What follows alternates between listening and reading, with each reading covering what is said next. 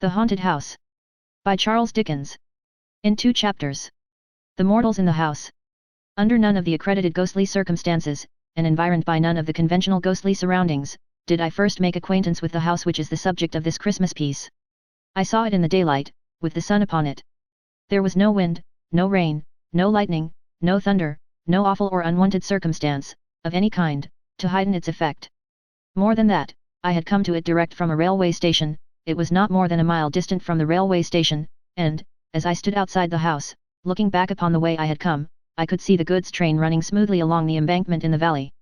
I will not say that everything was utterly commonplace, because I doubt if anything can be that, except to utterly commonplace people, and there my vanity steps in, but, I will take it on myself to say that anybody might see the house as I saw it, any fine autumn morning. The manner of my lighting on it was this. I was travelling towards London out of the north, intending to stop by the way, to look at the house. My health required a temporary residence in the country, and a friend of mine who knew that, and who had happened to drive past the house, had written to me to suggest it as a likely place. I had got into the train at midnight, and had fallen asleep, and had woke up and had sat looking out of window at the brilliant northern lights in the sky, and had fallen asleep again, and had woke up again to find the night gone, with the usual discontented conviction on me that I hadn't been to sleep at all, upon which question, in the first imbecility of that condition, I am ashamed to believe that I would have done wager by battle with the man who sat opposite me. That opposite man had, through the night, as that opposite man always has, several legs too many, and all of them too long. In addition to this unreasonable conduct, which was only to be expected of him, he had a pencil and a pocket-book, and had been perpetually listening and taking notes. It had appeared to me that these aggravating notes related to the jolts and bumps of the carriage, and I should have resigned myself to his taking them, under a general supposition that he was in the civil engineering way of life, if he had not sat staring straight over my head whenever he listened. He was a goggle-eyed gentleman of a perplexed aspect, and his demeanour became unbearable. It was a cold, dead morning, the sun not being up yet, and when I had outwatched the paling light of the fires of the iron country, and the curtain of heavy smoke that hung at once between me and the stars and between me and the day, I turned to my fellow traveller and said, "I beg your pardon, sir, but do you observe anything particular in me?"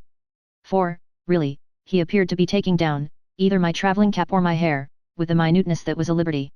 The goggle-eyed gentleman withdrew his eyes from behind me, as if the back of the carriage were 100 miles off, and said, with a lofty look of compassion for my insignificance, "In you, sir, B.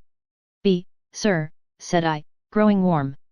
"I have nothing to do with you, sir," returned the gentleman, "pray let me listen, oh." He enunciated this vowel after a pause, and noted it down. At first I was alarmed, for an express lunatic and no communication with the guard, is a serious position. The thought came to my relief that the gentleman might be what is popularly called a rapper, one of a sect for, some of, whom I have the highest respect, but whom I don't believe in. I was going to ask him the question, when he took the bread out of my mouth. "You will excuse me," said the gentleman contemptuously, "if I am too much in advance of common humanity to trouble myself at all about it. I have passed the night, as indeed I pass the whole of my time now, in spiritual intercourse." "Oh," said I, somewhat snappishly. "The conferences of the night began," continued the gentleman, turning several leaves of his notebook, "with this message: evil communications corrupt good manners." "Sound," said I, "but, absolutely new." "New from spirits," returned the gentleman. I could only repeat my rather snappish "oh," and ask if I might be favoured with the last communication. "A bird in the hand," said the gentleman, reading his last entry with great solemnity, "is worth 2 in the Bosch." "Truly I am of the same opinion," said I, "but shouldn't it be Bush?" "It came to me, Bosch," returned the gentleman. The gentleman then informed me that the spirit of Socrates had delivered this special revelation in the course of the night. "My friend, I hope you are pretty well. There are 2 in this railway carriage. How do you do? There are 17,479 spirits here, but you cannot see them. Pythagoras is here. He is not at liberty to mention it, but hopes you like travelling. Galileo likewise had dropped in, with this scientific intelligence. I am glad to see you, amico. Come sta? Water will freeze when it is cold enough. Addio." In the course of the night, also, the following phenomena had occurred.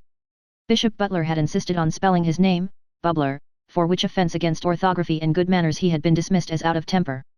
John Milton, suspected of wilful mystification, had repudiated the authorship of Paradise Lost, and had introduced, as joint authors of that poem, 2 unknown gentlemen, respectively named Grungers and Skagingtone. And Prince Arthur, nephew of King John of England, had described himself as tolerably comfortable in the 7th circle, where he was learning to paint on velvet, under the direction of Mrs. Trimmer and Mary Queen of Scots. If this should meet the eye of the gentleman who favored me with these disclosures, I trust he will excuse my confessing that the sight of the rising sun, and the contemplation of the magnificent order of the vast universe, made me impatient of them. In a word, I was so impatient of them, that I was mightily glad to get out at the next station, and to exchange these clouds and vapors for the free air of heaven. By that time it was a beautiful morning. As I walked away among such leaves as had already fallen from the golden, brown, and russet trees, and as I looked around me on the wonders of creation, and thought of the steady, unchanging, and harmonious laws by which they are sustained, the gentleman's spiritual intercourse seemed to me as poor a piece of journey work as ever this world saw. In which heathen state of mind, I came within view of the house, and stopped to examine it attentively. It was a solitary house, standing in a sadly neglected garden, a pretty even square of some 2 acres. It was a house of about the time of George II, as stiff, as cold, as formal, and in as bad taste, as could possibly be desired by the most loyal admirer of the whole quartet of Georges. It was uninhabited, but had, within a year or two, been cheaply repaired to render it habitable. I say cheaply, because the work had been done in a surface manner, and was already decaying as to the paint and plaster, though the colors were fresh. A lopsided board drooped over the garden wall, announcing that it was to let on very reasonable terms, well furnished. It was much too closely and heavily shadowed by trees, and, in particular, there were 6 tall poplars before the front windows, which were excessively melancholy, and the site of which had been extremely ill chosen. It was easy to see that it was an avoided house, a house that was shunned by the village, to which my eye was guided by a church spire some half a mile off, a house that nobody would take. And the natural inference was, that it had the reputation of being a haunted house. The haunted house. No period within the 24 hours of day and night is so solemn to me, as the early morning. In the summertime, I often rise very early, and repair to my room to do a day's work before breakfast, and I am always on those occasions deeply impressed by the stillness and solitude around me. Besides that, there is something awful in the being surrounded by familiar faces asleep, in the knowledge that those who are dearest to us and to whom we are dearest, are profoundly unconscious of us, in an impassive state, anticipative of that mysterious condition to which we are all tending, the stopped life, the broken threads of yesterday, the deserted seat, the closed book, the unfinished but abandoned occupation, all are images of death. The tranquility of the hour is the tranquility of death. The color and the chill have the same association. Even a certain air that familiar household objects take upon them when they first emerge from the shadows of the night into the morning, of being newer, and as they used to be long ago, has its counterpart in the subsidence of the worn face of maturity or age, in death, into the old youthful look. Moreover, I once saw the apparition of my father, at this hour. He was alive and well, and nothing ever came of it, but I saw him in the daylight, sitting with his back towards me, on a seat that stood beside my bed. His head was resting on his hand, and whether he was slumbering or grieving, I could not discern. Amazed to see him there, I sat up, moved my position, leaned out of bed, and watched him. As he did not move, I spoke to him more than once. As he did not move then, I became alarmed and laid my hand upon his shoulder, as I thought, and there was no such thing. For all these reasons, and for others less easily and briefly statable, I find the early morning to be my most ghostly time. Any house would be more or less haunted, to me, in the early morning, and a haunted house could scarcely address me to greater advantage than then. I walked on into the village, with the desertion of this house upon my mind, and I found the landlord of the little inn, sanding his doorstep. I bespoke breakfast, and broached the subject of the house. "Is it haunted?" I asked. The landlord looked at me, shook his head, and answered, "I say nothing." "Then it is haunted." "Well," cried the landlord, in an outburst of frankness that had the appearance of desperation, "I wouldn't sleep in it." "Why not?" "If I wanted to have all the bells in a house ring, with nobody to ring 'em, and all the doors in a house bang, with nobody to bang 'em, and all sorts of feet treading about, with no feet there, why, then," said the landlord, "I'd sleep in that house." "Is anything seen there?" The landlord looked at me again, and then, with his former appearance of desperation, called down his stable yard for Icky. The call produced a high-shouldered young fellow, with a round red face, a short crop of sandy hair, a very broad humorous mouth, a turned-up nose, and a great-sleeved waistcoat of purple bars, with mother-of-pearl buttons, that seemed to be growing upon him, and to be in a fair way, if it were not pruned, of covering his head and overrunning his boots. "This gentleman wants to know," said the landlord, "if anything's seen at the Poplars." "Hooded woman with a howl," said Icky, in a state of great freshness. "Do you mean a cry?" "I mean a bird, sir." "A hooded woman with an owl. Dear me! Did you ever see her?" "I seen the howl. Never the woman. Not so plain as the howl, but they always keeps together." "Has anybody ever seen the woman as plainly as the owl?" "Lord bless you, sir! Lots." "Who?" "Lord bless you, sir! Lots. The general dealer opposite, for instance, who is opening his shop." Perkins? Bless you, Perkins wouldn't go anigh the place. No, observed the young man, with considerable feeling, he an't overwise, Aunt Perkins, but he an't such a fool as that. Here, the landlord murmured his confidence in Perkins's knowing better. Who is, or who was, the hooded woman with the owl? Do you know? Well, said Icky, holding up his cap with one hand while he scratched his head with the other, they say, in general, that she was murdered, and the howl he oated the while.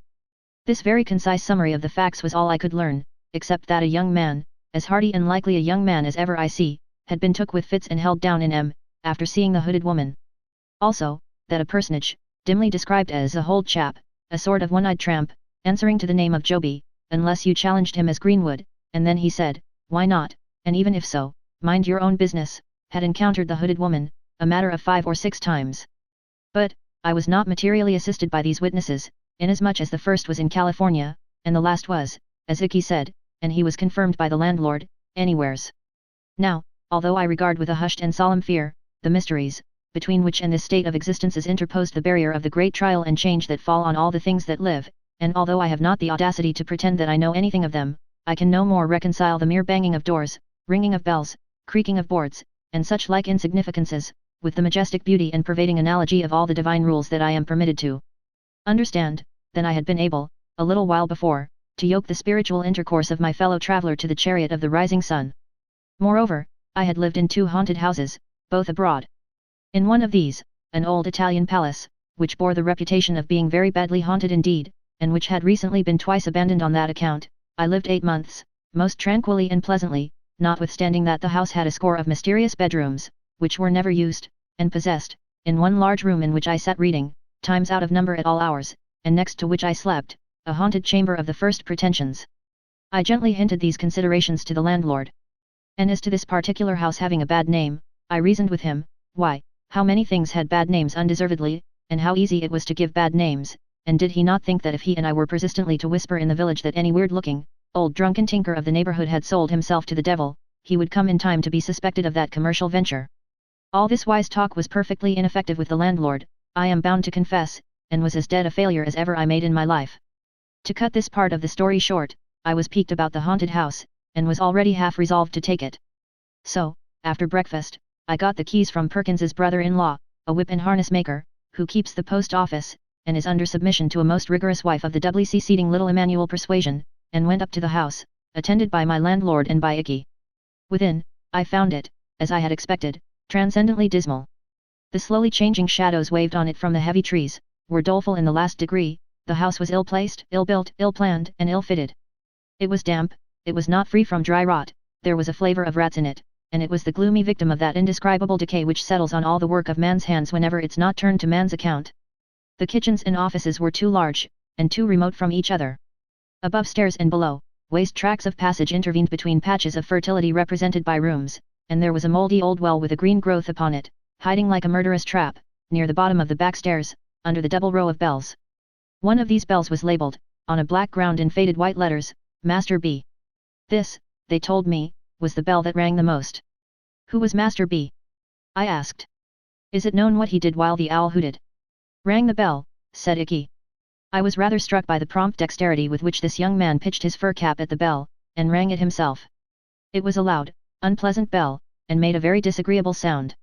The other bells were inscribed according to the names of the rooms to which their wires were conducted, as picture room, double room, clock room, and the like. Following Master B.'s bell to its source, I found that young gentleman to have had but indifferent third-class accommodation in a triangular cabin under the cock loft, with a corner fireplace which Master B must have been exceedingly small if he were ever able to warm himself at, and a corner chimney-piece like a pyramidal staircase to the ceiling for Tom Thumb. The papering of one side of the room had dropped down bodily, with fragments of plaster adhering to it, and almost blocked up the door. It appeared that Master B, in his spiritual condition, always made a point of pulling the paper down. Neither the landlord nor Icky could suggest why he made such a fool of himself. Except that the house had an immensely large rambling loft at top, I made no other discoveries. It was moderately well furnished, but sparely. Some of the furniture, say, a third, was as old as the house, the rest was of various periods within the last half-century. I was referred to a corn chandler in the market-place of the county town to treat for the house. I went that day, and I took it for 6 months. It was just the middle of October when I moved in with my maiden sister. I venture to call her 8 and 30, she is so very handsome, sensible, and engaging. We took with us, a deaf stable man, my bloodhound Turk, 2 women servants, and a young person called an odd girl. I have reason to record of the attendant last enumerated, who was one of the St. Lawrence's Union female orphans, that she was a fatal mistake and a disastrous engagement. The year was dying early, the leaves were falling fast, it was a raw-cold day when we took possession, and the gloom of the house was most depressing. The cook, an amiable woman, but of a weak turn of intellect, burst into tears on beholding the kitchen, and requested that her silver watch might be delivered over to her sister, 2 Tuppintox Gardens, Lodge's Walk, Clapham Rise, in the event of anything happening to her from the damp. Streaker, the housemaid, feigned cheerfulness, but was the greater martyr. The odd girl, who had never been in the country, alone was pleased, and made arrangements for sowing an acorn in the garden outside the scullery window, and rearing an oak. We went, before dark, through all the natural, as opposed to supernatural, miseries incidental to our state. Dispiriting reports ascended, like the smoke, from the basement in volumes, and descended from the upper rooms.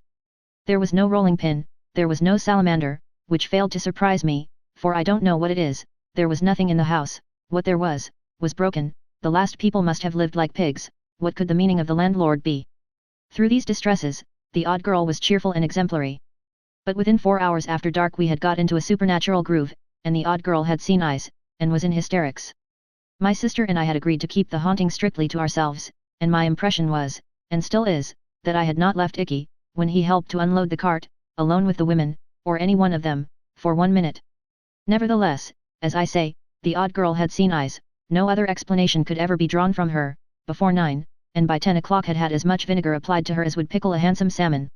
I leave a discerning public to judge of my feelings, when, under these untoward circumstances, at about 10:30 o'clock Master B.'s bell began to ring in a most infuriated manner, and Turk howled until the house resounded with his lamentations. I hope I may never again be in a state of mind so unchristian as the mental frame in which I lived for some weeks, respecting the memory of Master B. Whether his bell was rung by rats, or mice, or bats, or wind, or what other accidental vibration, or sometimes by one cause, sometimes another, and sometimes by collusion, I don't know, but, certain it is, that it did ring 2 nights out of 3, until I conceived the happy idea of twisting Master B.'s neck, in other words, breaking his bell short off, and silencing that young gentleman, as to my experience and belief, for ever. But, by that time, the odd girl had developed such improving powers of catalepsy, that she had become a shining example of that very inconvenient disorder. She would stiffen, like a Guy Fawkes endowed with unreason, on the most irrelevant occasions. I would address the servants in a lucid manner, pointing out to them that I had painted Master B.'s room and balked the paper, and taken Master B.'s bell away and balked the ringing, and if they could suppose that that confounded boy had lived and died, to clothe himself with no better behaviour than would most unquestionably have brought him and the sharpest particles of a birch broom into close acquaintance in the present imperfect state of existence, could they also suppose a mere poor human being, such as I was, capable by those contemptible means of counteracting and limiting the powers of the disembodied spirits of the dead, or of any spirits, I say I would become emphatic and cogent, not to say rather complacent, in such an address, when it would all go for nothing by reason of the odd girl suddenly stiffening from the toes upward, and glaring among us like a parochial petrifaction. Streaker, the housemaid, too, had an attribute of a most discomfiting nature. I am unable to say whether she was of an unusually lymphatic temperament, or what else was the matter with her, but this young woman became a mere distillery for the production of the largest and most transparent tears I ever met with. Combined with these characteristics, was a peculiar tenacity of hold in those specimens, so that they didn't fall, but hung upon her face and nose.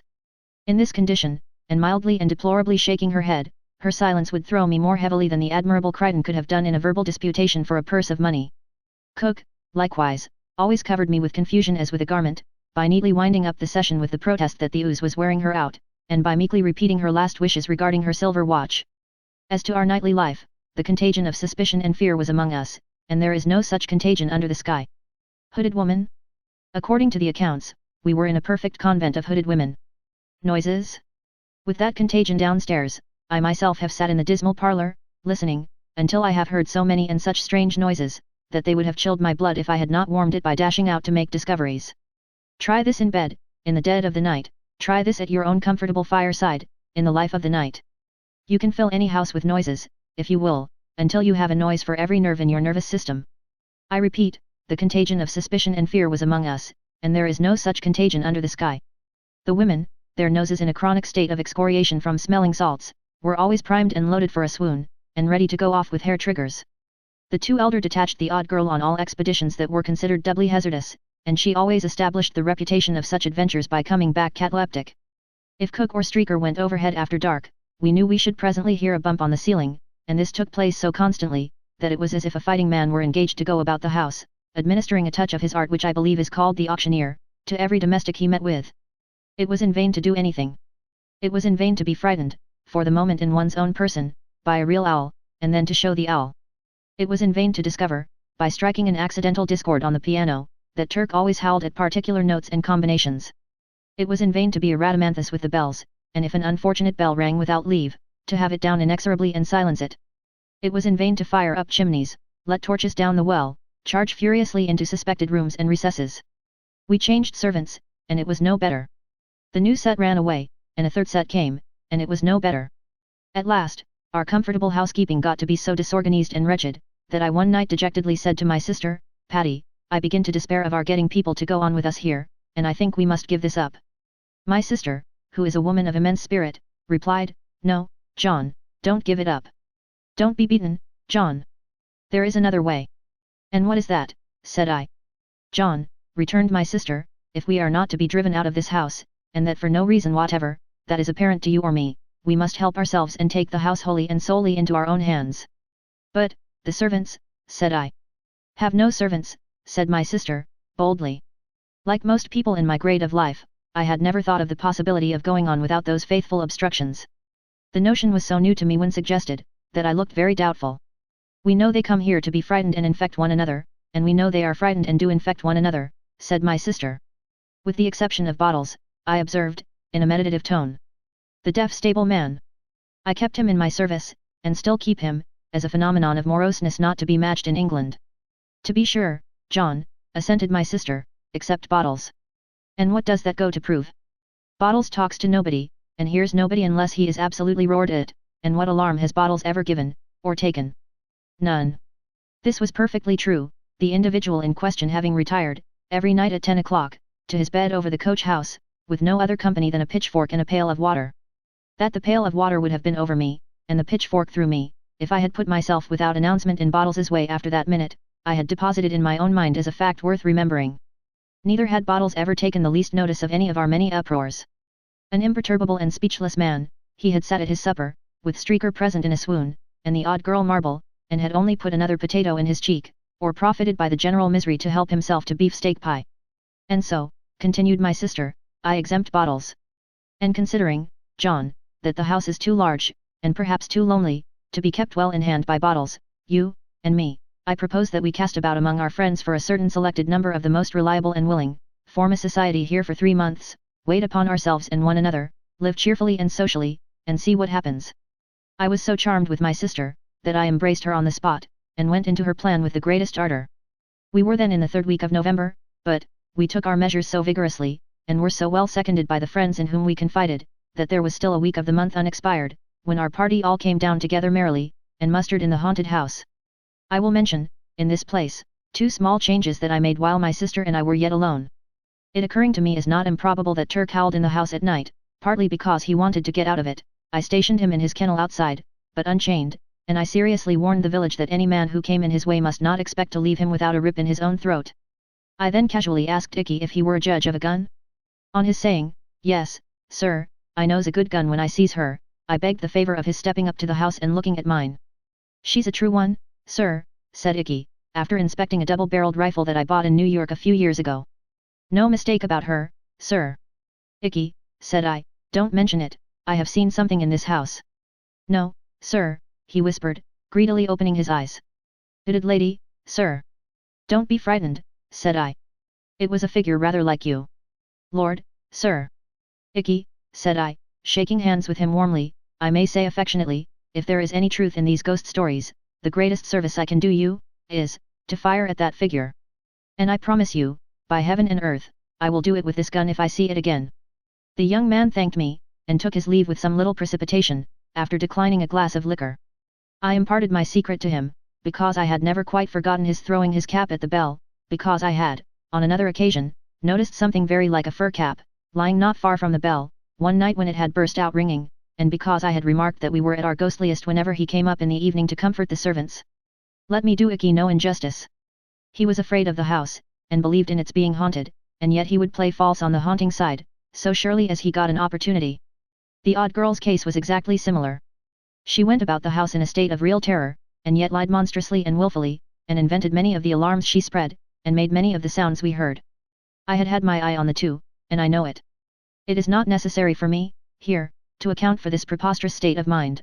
I content myself with remarking that it is familiarly known to every intelligent man who has had fair medical, legal, or other watchful experience, that it is as well established and as common a state of mind as any with which observers are acquainted, and that it is one of the first elements, above all others, rationally to be suspected in, and strictly looked for, and separated from, any question of this kind. To return to our party. The first thing we did when we were all assembled, was, to draw lots for bedrooms. That done, and every bedroom, and, indeed, the whole house, having been minutely examined by the whole body, we allotted the various household duties, as if we had been on a gypsy party, or a yachting party, or a hunting party, or were shipwrecked. I then recounted the floating rumours concerning the hooded lady, the owl, and Master B, with others, still more filmy, which had floated about during our occupation, relative to some ridiculous old ghost of the female gender who went up and down, carrying the ghost of a round table, and also to an impalpable jackass, whom nobody was ever able to catch. Some of these ideas I really believe our people below had communicated to one another in some diseased way, without conveying them in words. We then gravely called one another to witness, that we were not there to be deceived, or to deceive, which we considered pretty much the same thing, and that, with a serious sense of responsibility, we would be strictly true to one another, and would strictly follow out the truth.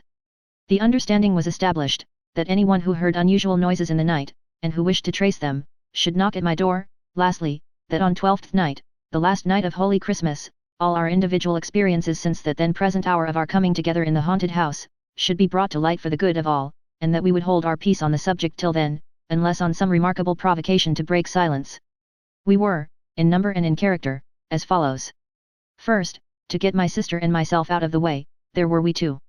In the drawing of lots, my sister drew her own room, and I drew Master B.'s. Next, there was our first cousin John Herschel, so called after the great astronomer, than whom I suppose a better man at a telescope does not breathe. With him, was his wife, a charming creature to whom he had been married in the previous spring. I thought it, under the circumstances, rather imprudent to bring her, because there is no knowing what even a false alarm may do at such a time, but I suppose he knew his own business best, and I must say that if she had been my wife, I never could have left her endearing and bright face behind. They drew the clock room. Alfred Starling, an uncommonly agreeable young fellow of 28 for whom I have the greatest liking, was in the double room, mine, usually, and designated by that name from having a dressing room within it, with two large and cumbersome windows, which no wedges I was ever able to make, would keep from shaking, in any weather, wind or no wind. Alfred is a young fellow who pretends to be fast, another word for loose, as I understand the term, but who is much too good and sensible for that nonsense, and who would have distinguished himself before now, if his father had not unfortunately left him a small independence of 200 a year, on the strength of which his only occupation in life has been to spend 6. I am in hopes, however, that his banker may break, or that he may enter into some speculation guaranteed to pay 20 per cent, for, I am convinced that if he could only be ruined, his fortune is made. Belinda Bates, bosom friend of my sister, and a most intellectual, amiable, and delightful girl, got the picture room. She has a fine genius for poetry, combined with real business earnestness, and goes in, to use an expression of Alfred's, for woman's mission, woman's rights, woman's wrongs, and everything that is woman's with a capital W, or is not and ought to be, or is and ought not to be. Most praiseworthy, my dear, and heaven prosper you. I whispered to her on the first night of my taking leave of her at the picture room door, but don't overdo it. And in respect of the great necessity there is, my darling, for more employments being within the reach of woman than our civilization has as yet assigned to her, don't fly at the unfortunate men, even those men who are at first sight in your way, as if they were the natural oppressors of your sex, for, trust me, Belinda, they do sometimes spend their wages among wives and daughters, sisters, mothers, aunts, and grandmothers, and the play is, really, not all Wolf and Red Riding Hood, but has other parts in it. However, I digress. Belinda, as I have mentioned, occupied the picture room. We had but 3 other chambers, the corner room, the cupboard room, and the garden room. My old friend, Jack Governor, slung his hammock, as he called it, in the corner room. I have always regarded Jack as the finest looking sailor that ever sailed. He is grey now, but as handsome as he was a quarter of a century ago, nay, handsomer. A portly, cheery, well-built figure of a broad-shouldered man, with a frank smile, a brilliant dark eye, and a rich dark eyebrow. I remember those under darker hair, and they look all the better for their silver setting. He has been wherever his Union namesake flies, has Jack, and I have met old shipmates of his, away in the Mediterranean and on the other side of the Atlantic, who have beamed and brightened at the casual mention of his name, and have cried, "You know Jack Governor? Then you know a prince of men. That he is. And so unmistakably a naval officer, that if you were to meet him coming out of an Eskimo snow hut in seal's skin, you would be vaguely persuaded he was in full naval uniform. Jack once had that bright clear eye of his on my sister, but, it fell out that he married another lady and took her to South America, where she died. This was a dozen years ago or more. He brought down with him to our haunted house a little cask of salt beef, for, he is always convinced that all salt beef not of his own pickling, is mere carrion, and invariably, when he goes to London, packs a piece in his portmanteau. He had also volunteered to bring with him one Nat Beaver, an old comrade of his, captain of a merchantman. Mr. Beaver, with a thick-set wooden face and figure, and apparently as hard as a block all over, proved to be an intelligent man, with a world of watery experiences in him, and great practical knowledge. At times, there was a curious nervousness about him, apparently the lingering result of some old illness, but, it seldom lasted many minutes. He got the cupboard room, and lay there next to Mr. Undery, my friend and solicitor, who came down, in an amateur capacity, to go through with it, as he said, and who plays whist better than the whole law list, from the red cover at the beginning to the red cover at the end. I never was happier in my life, and I believe it was the universal feeling among us. Jack Governor, always a man of wonderful resources, was chief cook, and made some of the best dishes I ever ate, including unapproachable curries. My sister was pastry cook and confectioner. Starling and I were cook's mate, turn and turn about, and on special occasions the chief cook pressed Mr. Beaver. We had a great deal of outdoor sport and exercise, but nothing was neglected within, and there was no ill humor or misunderstanding among us, and our evenings were so delightful that we had at least one good reason for being reluctant to go to bed. We had a few night alarms in the beginning. On the first night, I was knocked up by Jack with a most wonderful ship's lantern in his hand, like the gills of some monster of the deep, who informed me that he was going aloft to the main truck, to have the weathercock down. It was a stormy night and I remonstrated, but Jack called my attention to its making a sound like a cry of despair, and said somebody would be hailing a ghost presently, if it wasn't done. So, up to the top of the house, where I could hardly stand for the wind, we went, accompanied by Mr. Beaver, and there Jack, lantern and all, with Mr. Beaver after him, swarmed up to the top of a cupola, some 24 feet above the chimneys, and stood upon nothing particular, coolly knocking the weathercock off, until they both got into such good spirits with the wind and the height, that I thought they would never come down. Another night, they turned out again, and had a chimney cowl off. Another night, they cut a sobbing and gulping water pipe away. Another night, they found out something else. On several occasions, they both, in the coolest manner, simultaneously dropped out of their respective bedroom windows, hand over hand by their counterpanes, to overhaul something mysterious in the garden. The engagement among us was faithfully kept, and nobody revealed anything. All we knew was, if anyone's room were haunted, no one looked the worse for it. The ghost in Master B.'s room. When I established myself in the triangular garret which had gained so distinguished a reputation, my thoughts naturally turned to Master B. My speculations about him were uneasy and manifold. Whether his Christian name was Benjamin, bisextile, from his having been born in leap year, Bartholomew, or Bill. Whether the initial letter belonged to his family name, and that was Baxter, Black, Brown, Barker, Buggins, Baker, or Bird. Whether he was a foundling, and had been baptized B. Whether he was a lion-hearted boy, and B was short for Britain, or for Bull. Whether he could possibly have been kith and kin to an illustrious lady who brightened my own childhood, and had come of the blood of the brilliant Mother Bunch. With these profitless meditations I tormented myself much. I also carried the mysterious letter into the appearance and pursuits of the deceased, wondering whether he dressed in blue, wore boots, he couldn't have been bald, was a boy of brains, liked books, was good at bowling, had any skill as a boxer, even in his buoyant boyhood bathed from a bathing machine at Bognor, Bangor, Bournemouth, Brighton, or Broadstairs, like a bounding billiard ball. So, from the first, I was haunted by the letter B. It was not long before I remarked that I never by any hazard had a dream of Master B, or of anything belonging to him. But, the instant I awoke from sleep, at whatever hour of the night, my thoughts took him up, and roamed away, trying to attach his initial letter to something that would fit it and keep it quiet. For 6 nights, I had been worried thus in Master B.'s room, when I began to perceive that things were going wrong. The first appearance that presented itself was early in the morning when it was but just daylight and no more. I was standing shaving at my glass, when I suddenly discovered, to my consternation and amazement, that I was shaving, not myself, I am 50, but a boy. Apparently Master B. I trembled and looked over my shoulder, nothing there. I looked again in the glass, and distinctly saw the features and expression of a boy, who was shaving, not to get rid of a beard, but to get one. Extremely troubled in my mind, I took a few turns in the room, and went back to the looking-glass, resolved to steady my hand and complete the operation in which I had been disturbed. Opening my eyes, which I had shut while recovering my firmness, I now met in the glass, looking straight at me, the eyes of a young man of 4 or 25. Terrified by this new ghost, I closed my eyes, and made a strong effort to recover myself. Opening them again, I saw, shaving his cheek in the glass, my father, who has long been dead. Nay, I even saw my grandfather too, whom I never did see in my life. Although naturally much affected by these remarkable visitations, I determined to keep my secret, until the time agreed upon for the present general disclosure. Agitated by a multitude of curious thoughts, I retired to my room, that night, prepared to encounter some new experience of a spectral character. Nor was my preparation needless, for, waking from an uneasy sleep at exactly 2 o'clock in the morning, what were my feelings to find that I was sharing my bed with the skeleton of Master B. I sprang up, and the skeleton sprang up also. I then heard a plaintive voice saying, "Where am I? What has become of me?" and, looking hard in that direction, perceived the ghost of Master B. The young spectre was dressed in an obsolete fashion, or rather, was not so much dressed as put into a case of inferior pepper and salt cloth, made horrible by means of shining buttons. I observed that these buttons went, in a double row, over each shoulder of the young ghost, and appeared to descend his back. He wore a frill round his neck. His right hand, which I distinctly noticed to be inky, was laid upon his stomach, connecting this action with some feeble pimples on his countenance, and his general air of nausea. I concluded this ghost to be the ghost of a boy who had habitually taken a great deal too much medicine. "Where am I?" said the little spectre, in a pathetic voice. "And why was I born in the calomel days, and why did I have all that calomel given me?"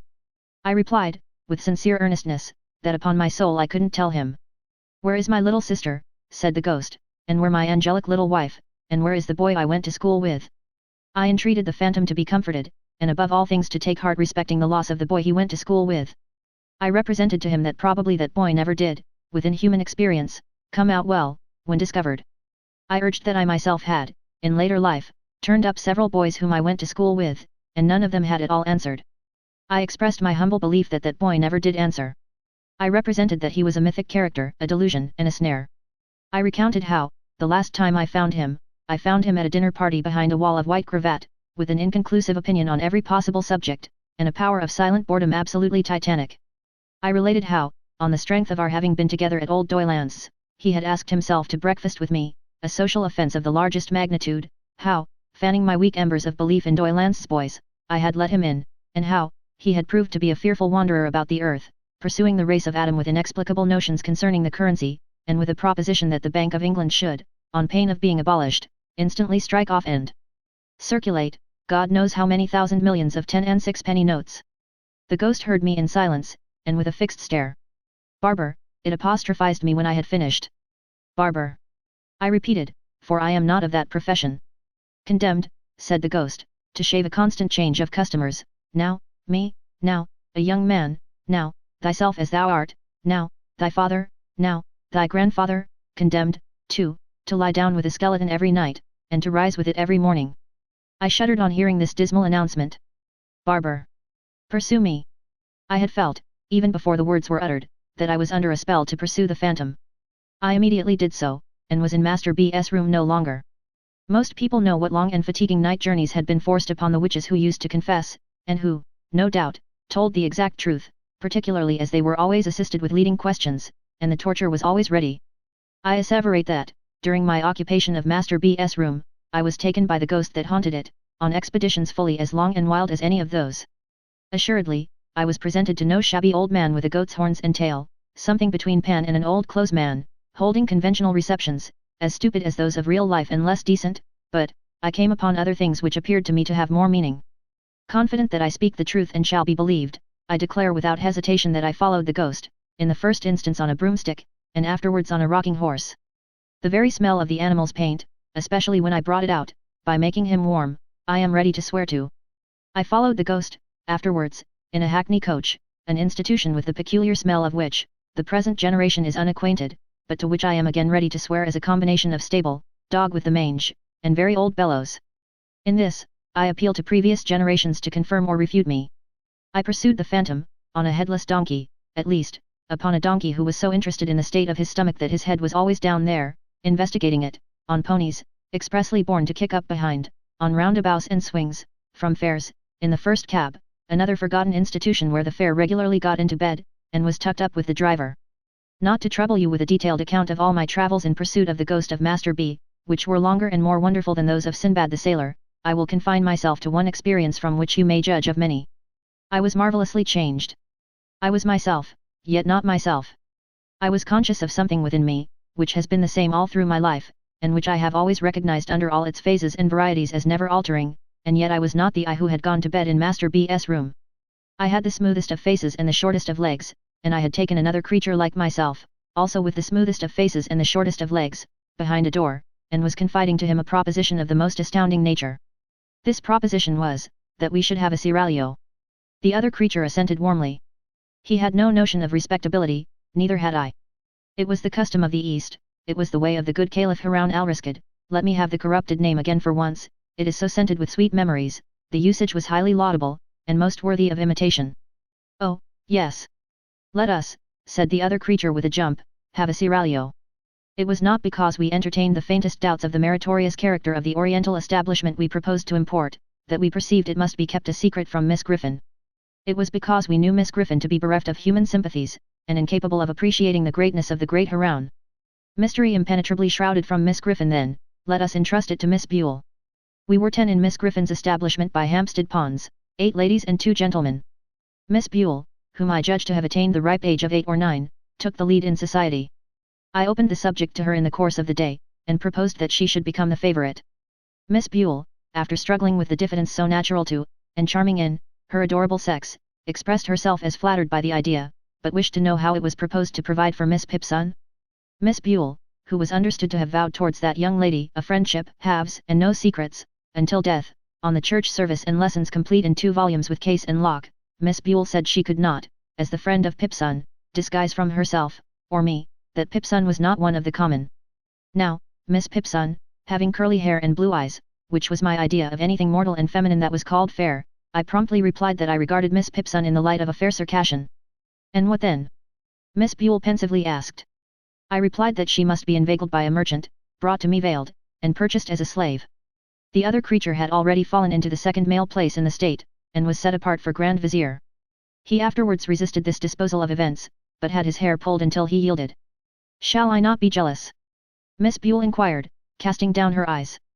Zobaide, no, I replied, you will ever be the favorite sultana, the first place in my heart, and on my throne, will be ever yours. Miss Buell, upon that assurance, consented to propound the idea to her 7 beautiful companions. It occurring to me, in the course of the same day, that we knew we could trust a grinning and good-natured soul called Tabby, who was the serving drudge of the house, and had no more figure than one of the beds, and upon whose face there was always more or less black lead, I slipped into Miss Buell's hand after supper, a little note to that effect, dwelling on the black lead as being in a manner deposited by the finger of Providence, pointing Tabby out for Mesrour, the celebrated chief of the blacks of the harem. There were difficulties in the formation of the desired institution, as there are in all combinations. The other creature showed himself of a low character, and, when defeated in aspiring to the throne, pretended to have conscientious scruples about prostrating himself before the Caliph, wouldn't call him commander of the faithful, spoke of him slightingly and inconsistently as a mere chap, said he, the other creature, wouldn't play, and was otherwise coarse and offensive.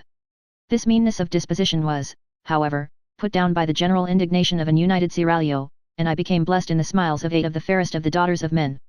The smiles could only be bestowed when Miss Griffin was looking another way, and only then in a very wary manner, for there was a legend among the followers of the Prophet that she saw with a little round ornament in the middle of the pattern on the back of her shawl.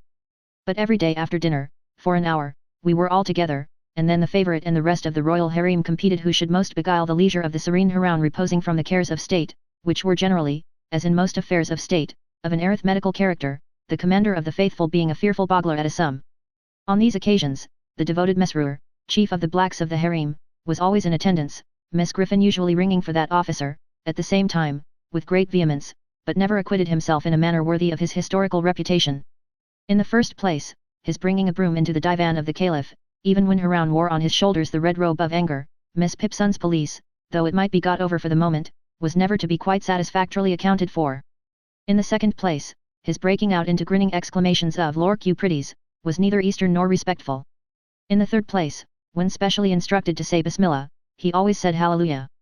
This officer, unlike his class, was too good-humoured altogether, kept his mouth open far too wide, expressed approbation to an incongruous extent, and even once, it was on the occasion of the purchase of the fair Circassian for 500,000 purses of gold, and cheap, too, embraced the slave, the favourite, and the caliph, all round. Parenthetically let me say God bless Mesrour, and may there have been sons and daughters on that tender bosom, softening many a hard day since.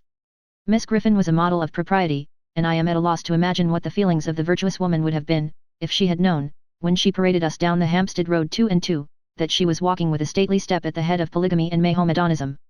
I believe that a mysterious and terrible joy with which the contemplation of Miss Griffin, in this unconscious state, inspired us, and a grim sense prevalent among us that there was a dreadful power in our knowledge of what Miss Griffin, who knew all things that could be learned out of book, didn't know, were the mainspring of the preservation of our secret.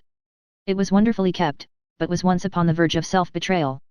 The danger and escape occurred upon a Sunday. We were all 10 ranged in a conspicuous part of the gallery at church, with Miss Griffin at our head, as we were every Sunday, advertising the establishment in an unsecular sort of way, when the description of Solomon in his domestic glory happened to be read. The moment that monarch was thus referred to, conscience whispered me, thou, too, Haroun. The officiating minister had a cast in his eye, and it assisted conscience by giving him the appearance of reading personally at me. A crimson blush, attended by a fearful perspiration, suffused my features. The Grand Vizier became more dead than alive, and the whole seraglio reddened as if the sunset of Baghdad shone direct upon their lovely faces. At this portentous time the awful Griffin rose, and balefully surveyed the children of Islam. My own impression was, that Church and State had entered into a conspiracy with Miss Griffin to expose us, and that we should all be put into white sheets, and exhibited in the centre aisle. But, so westerly, if I may be allowed the expression as opposite to Eastern associations, was Miss Griffin's sense of rectitude, that she merely suspected apples, and we were saved. I have called the seraglio, united. Upon the question, solely, whether the commander of the faithful durst exercise a right of kissing in that sanctuary of the palace, were its peerless inmates divided. Zobeide asserted a counter right in the favourite to scratch, and the fair Circassian put her face, for refuge, into a green baize bag, originally designed for books. On the other hand, a young antelope of transcendent beauty from the fruitful plains of Camden Town, whence she had been brought, by traders, in the half-yearly caravan that crossed the intermediate desert after the holidays, held more liberal opinions, but stipulated for limiting the benefit of them to that dog, and son of a dog, the Grand Vizier, who had no rights, and was not in question. At length, the difficulty was compromised by the installation of a very youthful slave as deputy. She, raised upon a stool, officially received upon her cheeks the salutes intended by the gracious Haroun for other sultanas, and was privately rewarded from the coffers of the ladies of the harem. And now it was, at the full height of enjoyment of my bliss, that I became heavily troubled. I began to think of my mother, and what she would say to my taking home at midsummer 8 of the most beautiful of the daughters of men, but all unexpected. I thought of the number of beds we made up at our house, of my father's income, and of the baker, and my despondency redoubled. The seraglio and malicious vizier, divining the cause of their lord's unhappiness, did their utmost to augment it. They professed unbounded fidelity, and declared that they would live and die with him. Reduced to the utmost wretchedness by these protestations of attachment, I lay awake, for hours at a time, ruminating on my frightful lot. In my despair, I think I might have taken an early opportunity of falling on my knees before Miss Griffin, avowing my resemblance to Solomon, and praying to be dealt with according to the outraged laws of my country, if an unthought of means of escape had not opened before me. One day, we were out walking, 2 and 2, on which occasion the vizier had his usual instructions to take note of the boy at the turnpike, and if he profanely gazed, which he always did, at the beauties of the harem, to have him bowstrung in the course of the night, and it happened that our hearts were veiled in gloom. An unaccountable action on the part of the antelope had plunged the state into disgrace. That charmer, on the representation that the previous day was her birthday, and that vast treasures had been sent in a hamper for its celebration, both baseless assertions, had secretly but most pressingly invited 35 neighbouring princes and princesses to a ball and supper, with the special stipulation that they were not to be fetched till 12. This wandering of the antelope's fancy, led to the surprising arrival at Miss Griffin's door, in divers equipages and under various escorts, of a great company in full dress, who were deposited on the top step in a flush of high expectancy, and who were dismissed in tears. At the beginning of the double knocks attendant on these ceremonies, the antelope had retired to a back attic, and bolted herself in, and at every new arrival, Miss Griffin had gone so much more and more distracted, that at last she had been seen to tear her front. Ultimate capitulation on the part of the offender, had been followed by solitude in the linen closet, bread and water and a lecture to all, of vindictive length, in which Miss Griffin had used expressions, firstly, I believe you all of you knew of it, secondly, every one of you is as wicked as another, thirdly, a pack of little wretches. Under these circumstances, we were walking drearily along, and I especially, with my musulman responsibilities heavy on me, was in a very low state of mind, when a strange man accosted Miss Griffin, and, after walking on at her side for a little while and talking with her, looked at me. Supposing him to be a minion of the law, and that my hour was come, I instantly ran away, with the general purpose of making for Egypt. The whole seraglio cried out, when they saw me making off as fast as my legs would carry me. I had an impression that the first turning on the left, and round by the public house, would be the shortest way to the pyramids. Miss Griffin screamed after me, the faithless vizier ran after me, and the boy at the turnpike dodged me into a corner, like a sheep, and cut me off. Nobody scolded me when I was taken and brought back. Miss Griffin only said, with a stunning gentleness, this was very curious. Why had I run away when the gentleman looked at me? If I had had any breath to answer with, I dare say I should have made no answer. Having no breath, I certainly made none. Miss Griffin and the strange man took me between them, and walked me back to the palace in a sort of state, but not at all, as I couldn't help feeling, with astonishment, in culprit state. When we got there, we went into a room by ourselves, and Miss Griffin called into her assistants, Mesrour, chief of the dusky guards of the harem. Mesrour, on being whispered to, began to shed tears. Bless you, my precious, said that officer, turning to me, your paws took bitter bad. I asked, with a fluttered heart, is he very ill? Lord temper the wind to you, my lamb, said the good Mesrour, kneeling down, that I might have a comforting shoulder for my head to rest on, your paws dead. Haroun al-Rashid took to flight at the words, the seraglio vanished. From that moment, I never again saw one of the 8 of the fairest of the daughters of men. I was taken home, and there was debt at home as well as death, and we had a sale there. My own little bed was so superciliously looked upon by a power unknown to me, hazily called the trade, that a brass coal scuttle, a roasting jack, and a birdcage, were obliged to be put into it to make a lot of it, and then it went for a song. So I heard mentioned, and I wondered what song, and thought what a dismal song it must have been to sing. Then, I was sent to a great, cold, bare, school of big boys, where everything to eat and wear was thick and clumpy, without being enough, where everybody, large and small, was cruel, where the boys knew all about the sale, before I got there, and asked me what I had fetched, and who had bought me, and who did at me, going, gone.